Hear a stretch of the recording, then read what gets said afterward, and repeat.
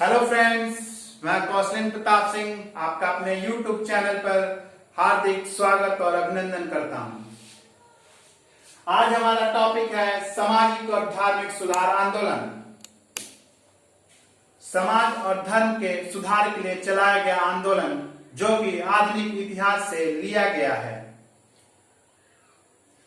प्राचीन इतिहास में भी समाज और धर्म के सुधार के लिए आंदोलन महावीर, जैन और महात्मा बुद्ध जैसे महान विभूतियों ने चलाया था। मध्य इतिहास में भी कबीरदास और गुरु नानक का ऐसा वर्णन मिलता है कि उन्होंने भी जो है सामाजिक कुरीतियों का बहिष्कार किया था, सामाजिक कुरीतियों का बहिष्कार किया था। आइए देखते हैं आधुनिक भारत में किसने और कब बहिष्कार किया। आधुनिक भारत में 19वीं शताब्दी का मतलब होता है 1801 से 1899। 19वीं शताब्दी में भारत में एक ऐसा बुद्धिजीवी वर्ग तैयार हो चुका था जो तर्क के आधार पे सामाजिक कुरीतियों का खंडन करता था। तर्क के आधार पे सामाजिक कुरीतियों का खंडन करता था। उसने अपने समाज की पूरी तरह से समझ थी। उसके अग्रदूत जो सबसे प्रथम नाम आता है सामाजिक कुरीतियों के खंडन में, राजा राम मोहन राय जिनका बाद में नाम राजा राम मोहन राय हो गया। आइए जानते हैं उनके बारे में। राजा राम मोहन राय एक बहुत ही विद्वान व्यक्ति थे। उन्हें दर्जनों भाषाओं का ज्ञान था। इंग्लिश, हिंदी, फारसी, उर्दू जितनी भाषाएं होती थी अधिकतर उनको भाषाओं का ज्ञान था। वो 1803 से 1811 तक ईस्ट इंडिया कंपनी में कार्य भी किए थे। आइए पढ़ते हैं राजा राम मोहन राय के बारे में। राजा राम मोहन राय का जन्म 1772 ईस्वी में बंगाल के हुगली जिले के राधानगर नामक गांव में हुआ था। राजा राम मोहन राय जो अभी समय राम मोहन राय जिनका नाम है, बाद में राजा राम मोहन राय नाम होगा, भारतीय पुनर्जागरण तथा आधुनिक भारत का निर्माता कहकर इनको पुकारा जाता था। इन्हें प्रातःकालीन का तारा और सायंकालीन का तारा भी कहकर बुलाया जाता था। 1809 में इन्होंने एक किताब लिखी, तहफतुल मुहिउद्दीन ग्रंथ, जिसका हिंदी अनुवाद होता है एकेश्वरवादियों को उपहार, गिफ्ट टू मोनोथेइस्ट इंग्लिश अनुवाद होता है। इसके माध्यम से इन्होंने बहुदेववाद का विरोध किया, एकेश्वरवाद पर बल दिया। बहुदेववाद मतलब बहुत सारे देवी देवताओं की पूजा, मूर्ति पूजा, इन सब का विरोध किया और एक ईश्वर को मानने की सलाह दी।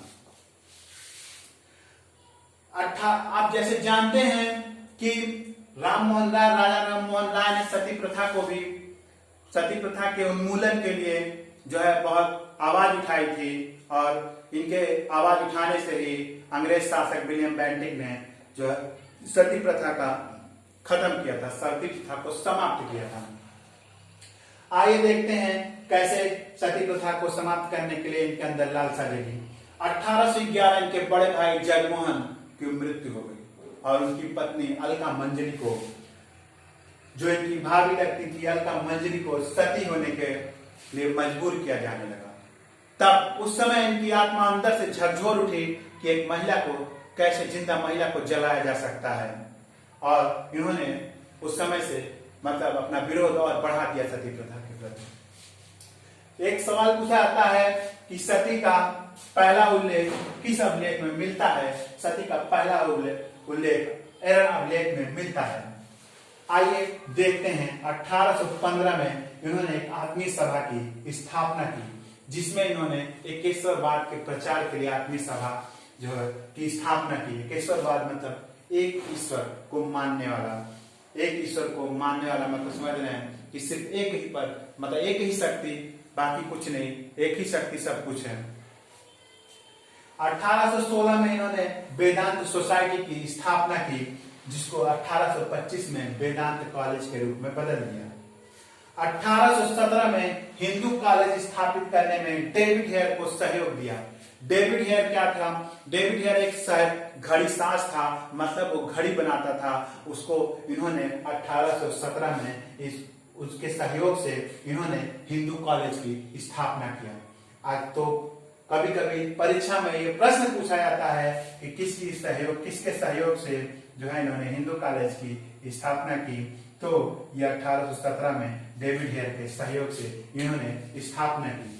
ये जैसा कि मैंने बताया आपको कि सामाजिक कुरीतियों के विरोधी थे। सामाजिक कुरीतियों में वो चाहे हिंदुओं के बीच की कुरीतियां हों, चाहे मुसलमानों के बीच की कुरीतियां हों, चाहे ऊंच नीच का जाति धर्म का विवाद हो, उन सब के विरोधी थे।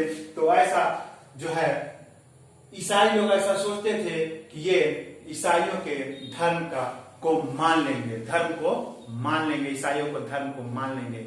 इसलिए उन्होंने उन ईसाइयों को यह बताने के लिए कि ऐसा कुछ नहीं है, इन्होंने एक किताब लिखी 1820 में जिसका नाम था परसेप्ट्स ऑफ जीसस। मतलब जो जीसस को वो भगवान मानते थे उसका उन्होंने खंडन किया, जो उनको चमत्कारिक मानते थे उसका उन्होंने खंडन किया, और उन्होंने बताया कि ऐसा कोई व्यक्ति जो धरती पर पैदा होता है ऐसा चमत्कारिक नहीं हो सकता, और उनके जीसस के चमत्कारों का खंडन किया इसमें 1820 में जो इन्होंने किताब लिखी परसेप्ट्स ऑफ जीसस। इन्हें भारतीय पत्रकारिता का अग्रदूत भी कहा जाता है। इन्होंने बहुत सारे समाचार पत्रों का संपादन कराया, जिसमें से 3 महत्वपूर्ण हैं। पहला संवाद कौमुदी जो 1821 में बांग्ला में इन्होंने लिखा। उसके बाद मिरातुल अखबार, जैसा कि आपको नाम से ही पता चल रहा है, अखबार फारसी 1822 में इन्होंने फारसी में उसे लिखा। तीसरा ब्रह्म निकल मैगजीन जो 1822 में इन्होंने अंग्रेजी में लिखा। ये सब बातें परीक्षा में पूछी जाती हैं, इसलिए मैं आपको बता दे रहा हूं। ठीक, आते हैं। तो 1825 का वेदांत कॉलेज मैंने आपको बता दिया, और 1828 में इन्होंने ब्रह्म सभा की स्थापना की, जो बाद में 1830 में ब्रह्म समाज का नाम बदल के ब्रह्म समाज नाम बदल के रख दिया गया। 1830 में इनको जो है अकबर द्वितीय, यहाँ पे मैंने लिख दिया है, देख लीजिए, अकबर द्वितीय ने इनको राजा की उपाधि दी। अकबर द्वितीय ने इनको राजा की उपाधि क्यों दी? अकबर द्वितीय एक पेंशनर था, जिसको अकबर द्वितीय को हम अंतिम द्वितीय मुगल शासक भी कहते हैं, क्योंकि ये बहादुर शाह जफर के पिता थे, और बहादुर शाह जफर अंतिम मुगल शासक हैं, तो उनके पहले अंतिम द्वितीय मुगल शासक इनको कहते हैं। ये सवाल पूछा जा चुका है परीक्षा में, अंतिम द्वितीय मुगल शासक किसे कहते हैं? तो अंतिम द्वितीय मुगल शासक अकबर द्वितीय को कहते हैं।